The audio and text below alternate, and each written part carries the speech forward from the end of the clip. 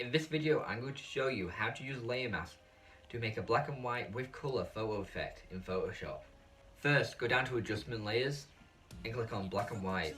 This is going to make your image completely black and white.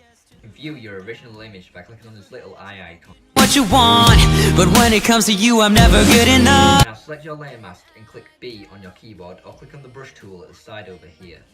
Now change the size and the hardness to an appropriate level, and you can start drawing all over your mask.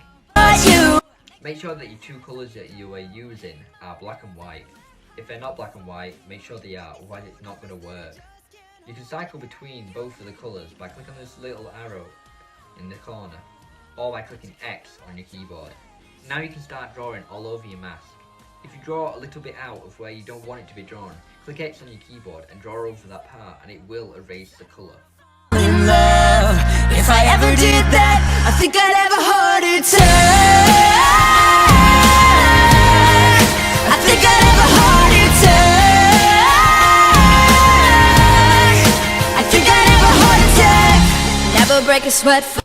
This next method is much easier. Select the black and white adjustment layer again and click on the quick selection tool. Now select your subject. It's just not fair. If you highlight a bit too much, hold Alt on your keyboard and click where you don't want it to be. This will remove it. Good, but you know it hurts. But you make me wanna act like a girl. Paint my nails and wear perfume for you. You make me so nervous that I just can't hold you. Once you have selected your subject, click Shift F5 or go to Edit and Fill. A box will come up.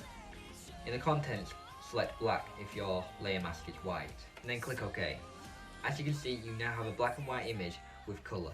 I don't wanna fall in love. If I ever did that,